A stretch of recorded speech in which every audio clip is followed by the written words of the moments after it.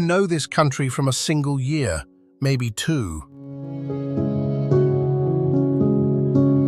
A name that arrived in your life through a screen, between other stories, beneath a headline, attached to a map you had never studied before. A place you came to understand entirely through the worst thing happening to it. And that is a fair way to know a country. The thing happening to it is real. It is enormous. It deserves the attention it receives. But it is also the newest thing about one of the oldest places in Europe. This is the largest country that lies entirely within the European continent. 600,000 square kilometers, larger than France, twice the size of Italy. From its western mountains to its eastern plains is a distance greater than the one between London and Rome. Beneath 1/4 of it lies a kind of soil so rich it has its own name. Chernozem, black earth. There is more of it here than anywhere else on the planet, enough that armies have crossed a continent to take it and once tried to carry it away by the trainload.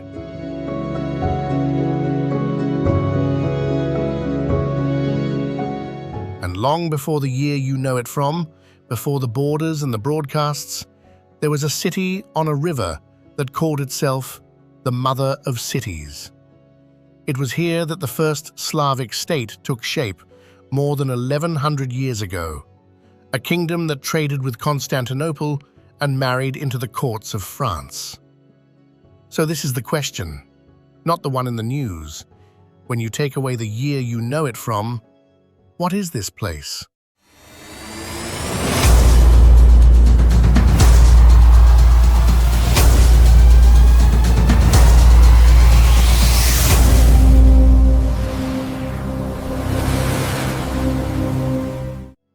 Start with the size of it. You could fit the whole of the United Kingdom inside it more than twice. It touches 7 countries and 2 seas. It holds more than 150 rivers, the longest cave of its kind on the planet, and a sweep of grasslands so vast that the old travelers said a rider could cross it for a week and see nothing but grass and sky. And it is old in a way that is hard to hold in the mind. There were settlements here when the pyramids were new. There was a written code of law here before there was an England. The year you know it from is only the most recent line on a page that was already by then more than 1,000 years long. To answer the question, you have to start at the river. It runs for more than 2,000 kilometers from the forests of the north down to the Black Sea, the spine of the country, the road that made everything else possible. The Greeks knew it, the Vikings knew it. For centuries, long ships came down this water carrying furs and amber and slaves, and went back carrying silver and silk. They called it the route from the Vikings to the Greeks.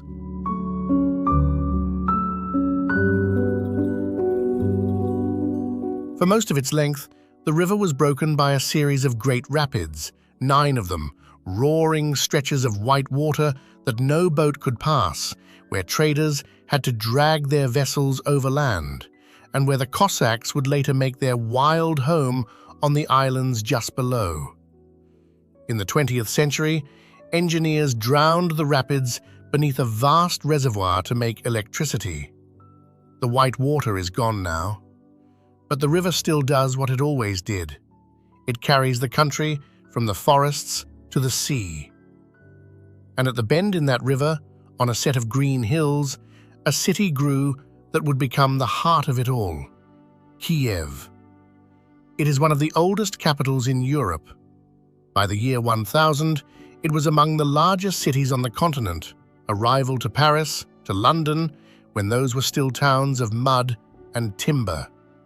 The princes who ruled here took their faith from Constantinople in 988, and with it came stone and script and the long memory of writing. Under a prince called Yaroslav the Wise, the city reached its height. He gathered a library and a school. He set down one of the first written codes of law in the Slavic world. He married his daughters into the royal houses of Europe. One of them, Anna, became Queen of France and signed her name in a careful Slavic hand on documents where the French nobles around her could manage only a cross. Then, in 1240, the Mongols came. They besieged the city, broke its walls, and destroyed it so completely that a traveler passing through a few years later counted barely 200 houses standing among the bones.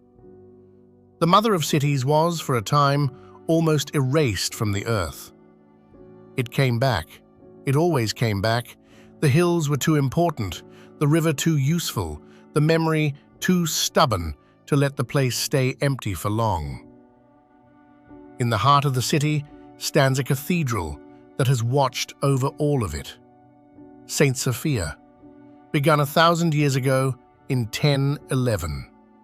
Inside, the original mosaics still hold their gold, a figure of the Virgin set into the curve of the apse, arms raised, called by the people who pray beneath her the unbreakable wall. She has stood through every army that ever took the city. She has not come down. Not far away, cut into the hillside above the river, is a monastery older still, the Kyiv Pechersk Lavra. Its name means the Monastery of the Caves, and the caves are real. Narrow tunnels dug by monks beginning in 1051, where the bodies of the devout were laid to rest in the cool dark and did not decay. Pilgrims have descended into that earth with candles for nearly 1,000 years. They descend still.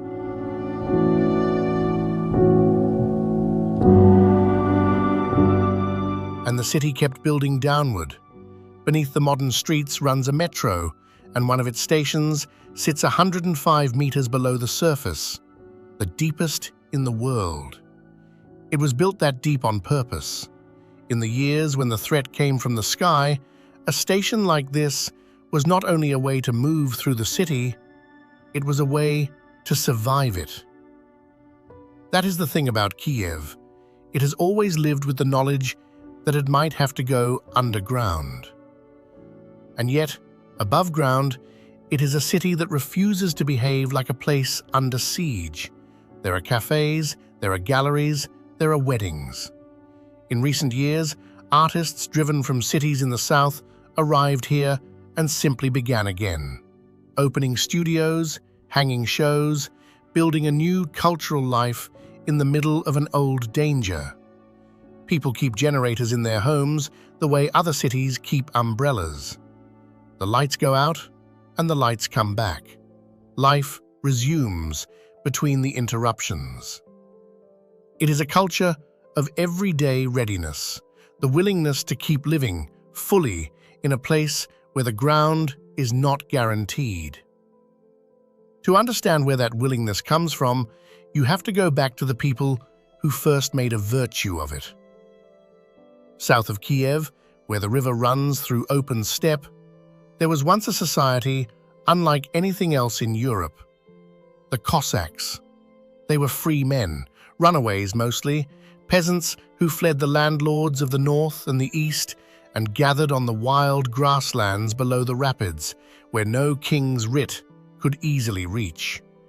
They formed a brotherhood of warriors and called their stronghold the Sich. They elected their leaders. They governed themselves by assembly, shouting their votes into the open air. Life on the Sich was its own world.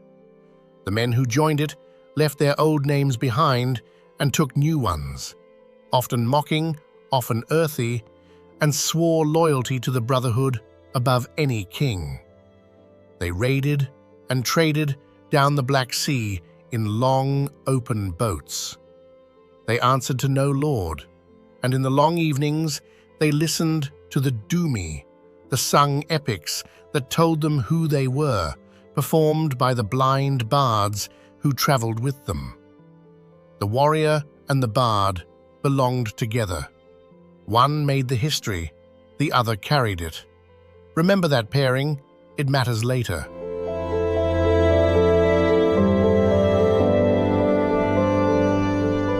And in 1710, one of their leaders did something the world had almost never seen.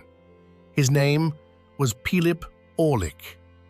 He had been chosen hetman, the elected leader of the Cossacks, but he was chosen in exile after a defeat, with his people scattered and his cause all but lost. And from that position of having almost nothing, he wrote a constitution. It set limits on his own power. It separated the authority of the leader from the authority of the council. It guaranteed the rights of the common Cossack against the men who led them. Historians count it among the earliest constitutional documents in Europe, written decades before the Americans wrote theirs, by a man who would never rule the land it described. Pilip Orlik died in exile in 1742. He never saw a free Ukraine. He never came home.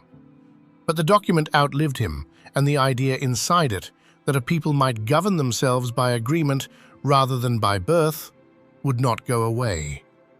It waited. The Cossacks left more than a constitution. They left a shirt. It is called the vyshyvanka, a linen shirt embroidered by hand.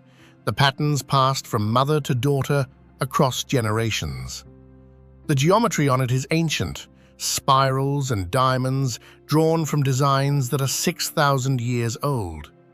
To the Cossacks, the shirt was a talisman. They wore it into battle, believing the thread carried something of home, of protection, of the land itself. And it never became a museum piece.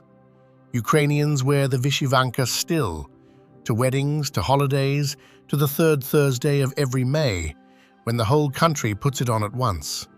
Children wear it to school. Soldiers wear it under their gear. A shirt that began as a charm against death is now worn as a statement of who you are.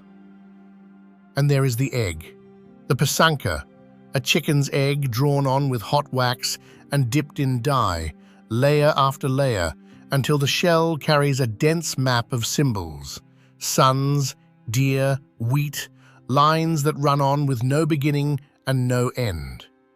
The patterns are older than Christianity here. They were charms of fertility and protection long before they became Easter eggs. The wax is laid down with a tiny funneled stylus, by hand, by lamplight, the same way it has been done for 1,000 years. A whole village's worth of meaning can sit on a single shell, and the knowledge of how to make one is not written in any book. It passes from a grandmother's hands to a child's every spring in kitchens across the country. Break the chain for a single generation, and a pattern is lost forever. The chain has not broken. The year here still turns on the old festivals too. On Ivana Kupala at midsummer, young people weave wreaths of wildflowers, set candles floating down the rivers, and leap through bonfires in the dark. A rite far older than the church that tried to absorb it. At midwinter comes Malanka, when whole villages fill with masked figures and goats and bears made of straw, going house to house with songs and mischief to drive the old year out. These are not performances staged for visitors. They are simply what the people do, in the same months, in the same way, because their grandparents did, and theirs before them.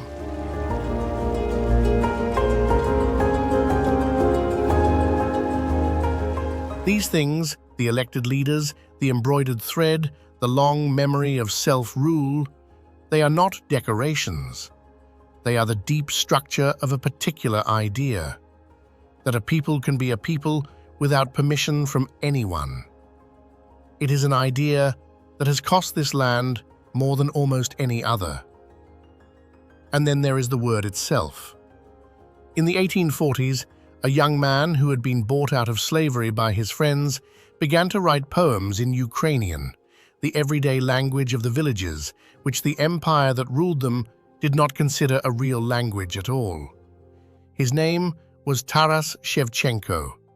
He had been born a serf, the legal property of a landlord, and had taught himself to draw by candlelight. The poems he wrote were about the people he came from, the serfs, the Cossacks, the women, the dispossessed. He gathered them into a single book and gave it a name borrowed from the blind bards. He called it Kobzar, the bard. The empire understood exactly what he was doing. He was arrested. He was pressed into the army and sent into exile on the far steppe by the Caspian Sea, and the Tsar himself added a line to the sentence in his own hand. Under the strictest supervision, forbidden to write, forbidden to paint. For 10 years they tried to take the words out of him. He wrote anyway, on scraps hidden inside his boots. Shevchenko died in 1861, the year before the serfs were finally freed, having owned himself for almost none of his life. But the book outlived him. In the decades that followed, the empire banned the printing of Ukrainian outright, twice by formal decree, declaring that the language did not exist and would not be allowed to. And the language did the thing this country's things always seem to do. It went into the kitchens, and the lullabies, and the embroidered shirts, and it waited, and it survived. Today, Kobzar sits at the foundation of the modern nation. Nearly every home has a copy, but before the cost, the country itself. Because it is far stranger and far more varied than the flat image the headlines suggest.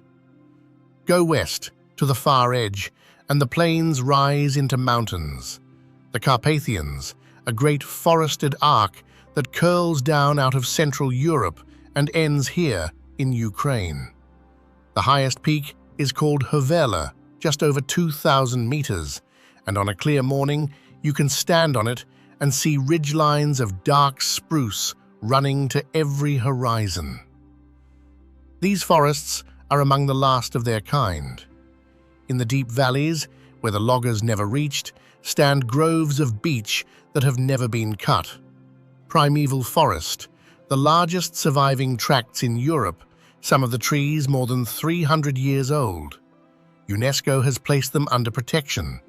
They are what the continent looked like before the continent was cleared. And in that green dark, things live that have vanished almost everywhere else.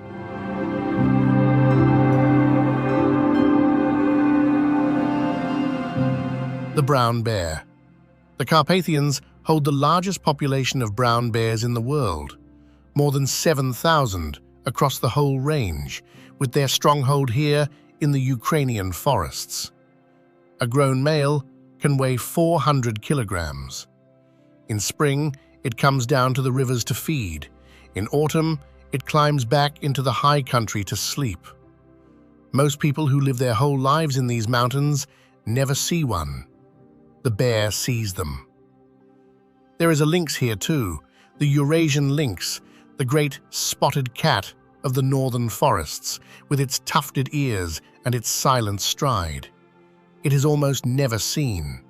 The people who study it know it mostly by its tracks in the snow, by the prey it leaves, by the photographs it triggers on hidden cameras and then walks out of frame.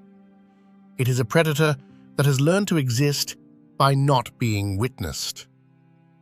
The grey wolf still runs these ridges, and on the high meadows above the tree line, where the wind never stops, a white-winged butterfly called the Apollo drifts between the wildflowers. A creature so particular about its cold, thin air that it lives almost nowhere below the mountains. The forests once held something larger still. The European bison, the heaviest land animal on the continent, a shaggy survivor from the age of the mammoth. By 1927, it had been hunted out of the wild entirely. Every bison left alive on Earth lived behind a fence. From those few survivors, conservationists began slowly to put the species back together. Today, around 220 of them live again in the Ukrainian Carpathians.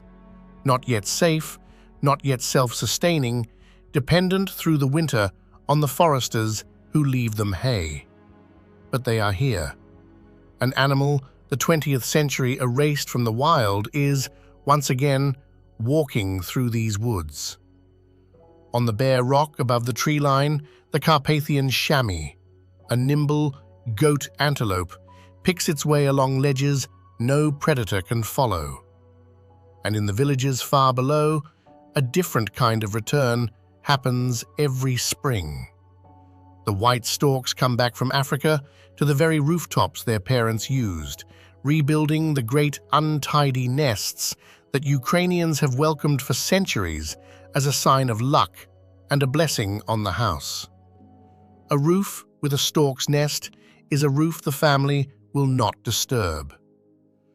And down in the leaf litter, after rain, you can find something that looks like it belongs to another planet. A slug, but a slug the color of cobalt, a deep electric blue, found in these Carpathian forests and almost nowhere else on Earth. It glides across the wet moss, slow and luminous, a small endemic wonder most visitors walk straight past.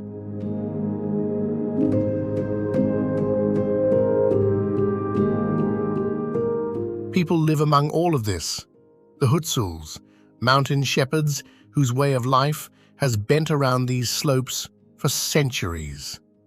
In the high summer pastures, they still make sheep's cheese the old way, and to call the flocks across the valleys, they use an instrument found nowhere else, the trembeta.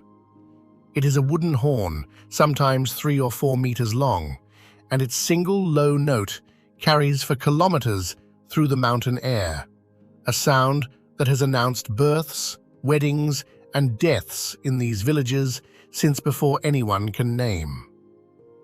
On the lowland edge of these mountains, there is a stretch of railway that has become almost a legend.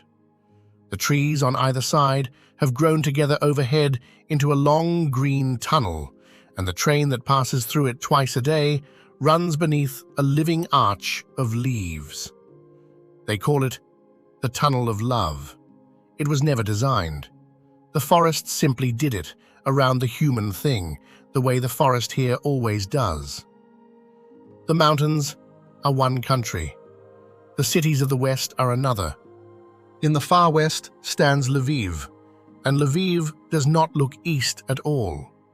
Its old town is a place of Habsburg facades and cobbled squares, of Renaissance merchant houses and Baroque churches, a city that for centuries belonged to the empires of Central Europe and still wears their architecture like a tailored coat. UNESCO protects the whole historic center. You could set it down in Vienna or Prague, and it would not look out of place.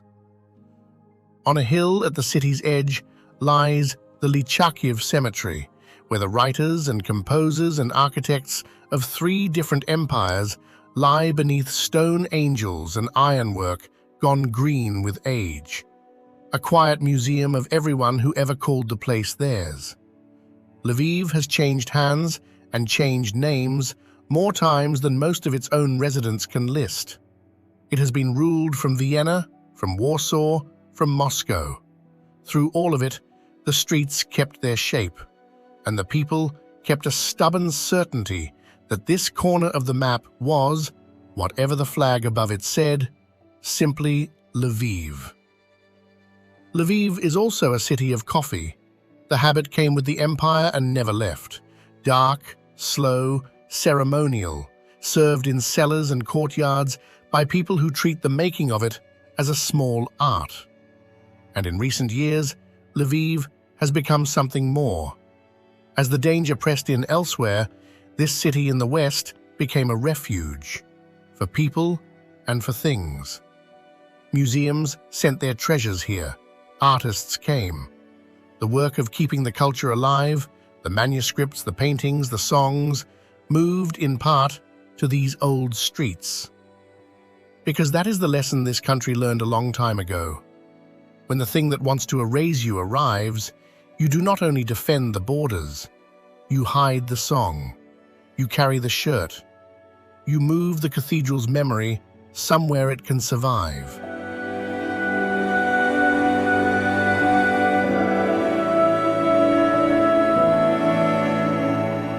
South of the mountains, the land changes again and becomes the thing that made Ukraine matter to the whole world. The steppe, a vast, flat, open grassland that rolls east for hundreds of kilometers under an enormous sky. And beneath it, that black soil, the chernozem. It is so dark and so deep that it holds water and nutrients like nothing else, and in a good year, it turns this country into one of the great food producers of the planet. In summer, whole regions of it turn gold. Ukraine grows more sunflowers than any country on Earth, and from horizon to horizon, the fields stand in bloom. 1 million faces all turned the same way toward the light.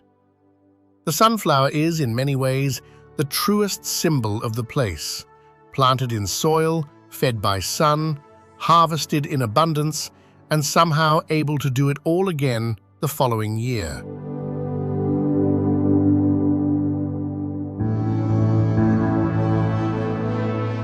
This soil has fed empires.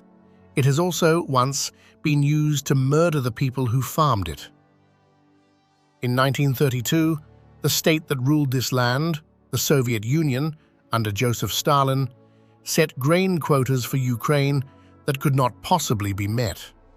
And when they were not met, the state took everything anyway. It is the autumn of 1932. Brigades move from village to village across the Black Earth country. They take the grain, then they take the seed grain, then they search the houses and take the beans, the potatoes, the dried fruit hidden in the walls. A law is passed. A starving farmer who gathers a few ears of wheat from a harvested field can be shot or sent away for 10 years. The borders of the Republic are sealed. The people inside cannot leave to find food. 22 million of them are locked in with the famine. By the spring of 1933, they are dying at a rate that has no peacetime precedent. In the cities, bodies are collected from the streets in the mornings. In the villages, whole families lie down and do not get up. And all the while, grain grown in this soil, more than 4 million tons of it, is shipped out of the Republic, enough to have fed every starving person many times over. When it is over, close to 4 million Ukrainians are dead. The country calls it the Holodomor, death by hunger. It was not a crop failure. There was no drought that could explain it. It was done.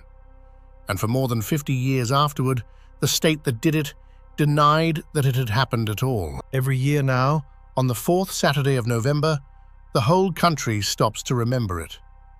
At a set hour, people place a single lit candle in the window, one small flame in the dark, for the millions who were not fed. For decades, it was forbidden even to say the word aloud. Now, it is carved into the calendar. The silence the state demanded has become, every November, the loudest thing in the country. The famine was an attack on the farmers, but the same years brought an attack on something less tangible, on the memory itself. For centuries, the songs of this country had been carried by a particular kind of musician, the kobzari. They were wandering bards, almost always blind, who moved from town to town and sang long epic poems, the dumi, to the accompaniment of a many-stringed instrument called the bandura. The word duma means a thought, a reflection.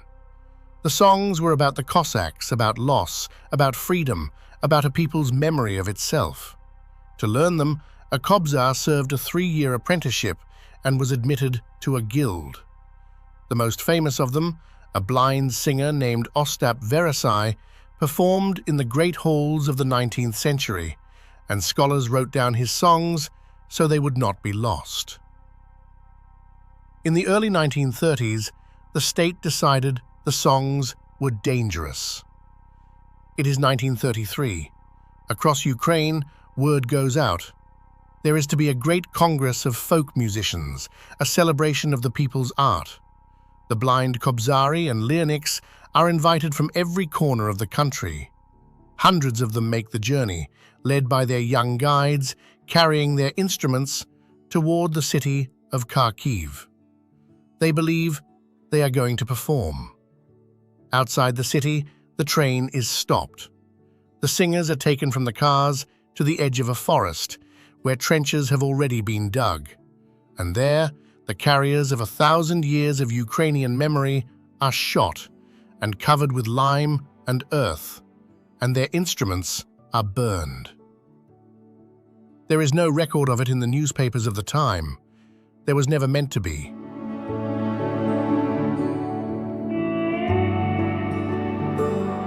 And here is the thing the men who dug those trenches did not understand. You cannot shoot a song. The bandura survived. It was rebuilt, relearned, smuggled out by the families who fled, taught quietly to children who would not be born for decades. Today, it is taught in every music school in Ukraine. Composers write new works for it. And on the streets of the cities, into this century, blind and sighted bandurists alike have kept playing the old doomy, the same songs the state tried to bury in a forest outside Kyiv. The trench is forgotten. The song is not. The 1930s were not the end of it. It is the 29th of September, 1941. The German army holds Kyiv. On the northwestern edge of the city is a ravine called Babin Yar. Over 2 days, the city's Jewish population is ordered to assemble, march to the ravine, and shot. Column after column, hour after hour. 33,771 people are killed in those 2 days. It is one of the largest single massacres of the entire Holocaust. In the months that follow, tens of thousands more are murdered in the same ravine. Twice in 8 years, on the same soil, the 20th century did its worst work here. A famine that was a weapon, a massacre that filled a ravine. This is part of why the rest of the world's attention, when it finally came, carried such weight. It was not the first time this land had been a place where enormous things were done to ordinary people. And there was a whole people the century tried to remove entirely. The Crimean Tatars, Muslims who had lived on the Black Sea Peninsula for centuries, with their own language, their own mosques, their own remembered kings. In May of 1944, in the space of 3 days, Stalin's state loaded almost the entire nation, close to 200,000 people, onto cattle trains and carried them off to Central Asia, thousands of kilometers from the sea they had always known. Nearly half of them died of hunger and disease in the first years of exile. Their villages were given new names, their books were burned. It was meant to be the end of them as a people. It was not. Across half a century of exile, they kept the language alive in their homes, kept the songs, kept teaching their children the names of the places they had been taken from. And when the Soviet Union finally weakened, they came back, by the tens of thousands, to a homeland that no longer had room for them, and began again from nothing. The same story, told once more by a different people on the same wide land, marked for erasure, still here. But the country did not stop existing. It almost never has.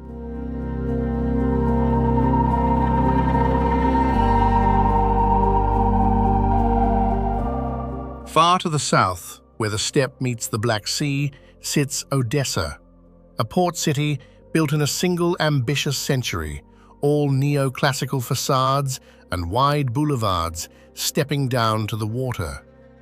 Its opera house, is one of the most ornate in Europe.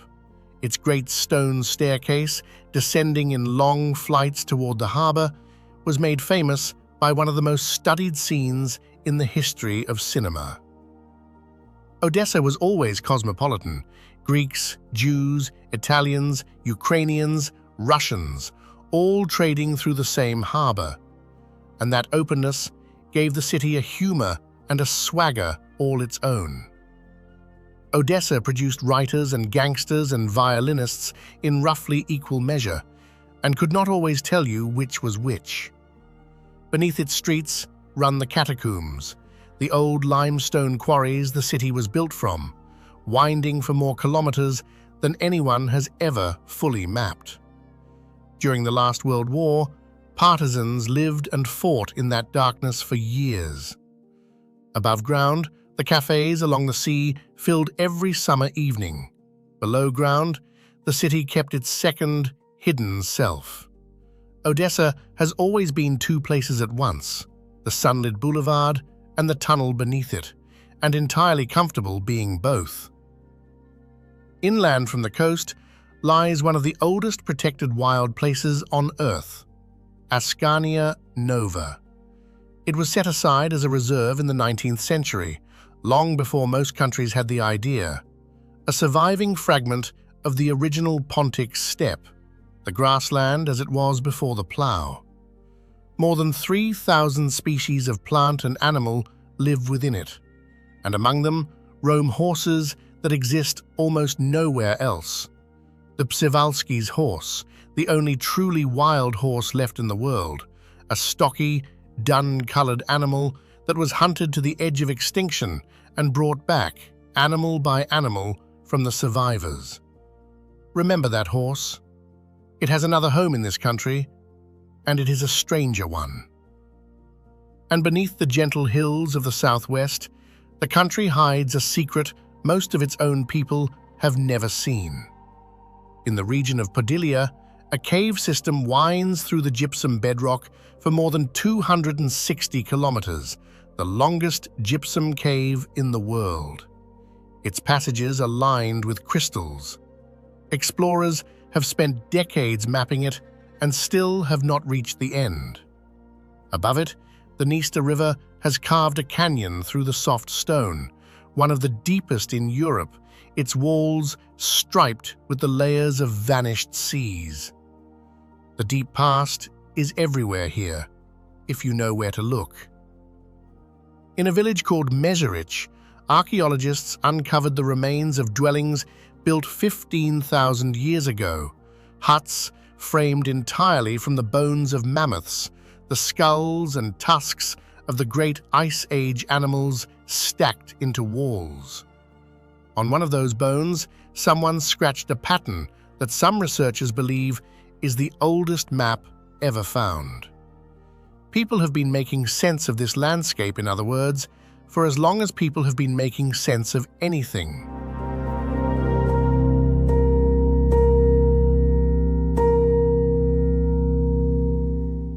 Before the Cossacks, before Kyiv, there was a culture on this steppe so old it barely registers as history. The Tripolians, 6,000 years ago, built settlements so large that some archaeologists call them the first cities in Europe. Sprawling rings of houses holding thousands of people, then ritually burned every few generations and rebuilt. They left behind painted pottery, spiral designs, and a way of living together that predates the pyramids. Layer on layer on layer. That is what this place is, under the surface of the year you know it from. In the east stands Kharkiv, for a time in the early 20th century, the capital of Soviet Ukraine, and the showcase for a new kind of architecture.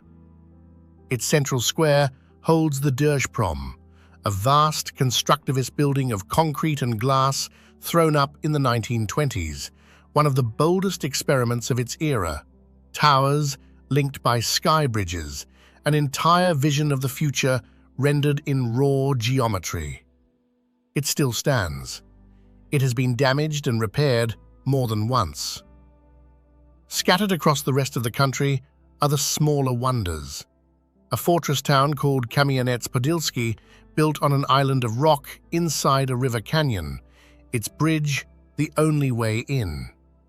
To the north of Kyiv stands Chernihiv, one of the oldest cities of them all, its dark domed churches raised in the days of the first Slavic kingdom, their stonework 1,000 years old and still standing. The Pachayev Lavra, a golden-domed monastery rising from a hill in the west, one of only a handful of its rank in the entire Orthodox world. And in a field near Kyiv, until recently, sat the largest aircraft ever built, the Antonov Mriya, a Ukrainian machine whose name means dream, with a wingspan wider than a football field is long. All of it real, all of it there before the headlines, most of it still there now.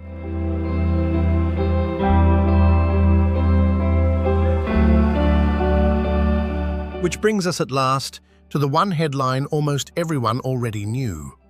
The first time most of the world ever heard a Ukrainian place name, a word that became for an entire generation a synonym for disaster. It is the 26th of April, 1986, 1:23 in the morning. At a power station in the north of the country, near a brand new town called Pripyat, engineers are running a safety test on the fourth reactor. The test goes wrong. There is a surge of power the reactor cannot absorb, and then there is an explosion that lifts the 1,000-ton lid off the reactor core and tears the roof off the building. Into the night sky goes a plume of radioactive material, and it keeps going, carried on the wind across Ukraine, across Belarus, across Europe, setting off alarms at a nuclear plant in Sweden more than 1,000 kilometers away before the world is even told what has happened. In Pripyat, 50,000 people are sleeping. They are not told. For a day and a half, life in the town goes on.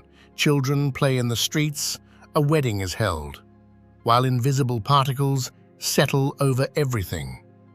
Then, on the afternoon of the 27th, the order comes. Buses arrive, more than 1,000 of them, in a single great column. The people are told they will be gone for 3 days. They take almost nothing. They leave the breakfast dishes in the sink and the laundry on the line. They never come back, not in 3 days, not ever. Pripyat is sealed inside a zone of exclusion 30 kilometers across, and the town is left exactly as it was on that April afternoon. The school books open on the desks, the rusting Ferris wheel that was due to open for the May Day holiday 5 days later and never carried a single passenger. The cost was paid in lives, and it is still being counted. Firefighters who arrived in the first hours without knowing what they were facing. Pilots who flew over the open core to smother it.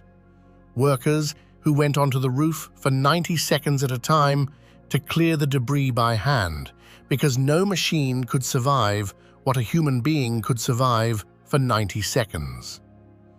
A vast region of farmland, some of the finest soil on Earth, made unusable for generations.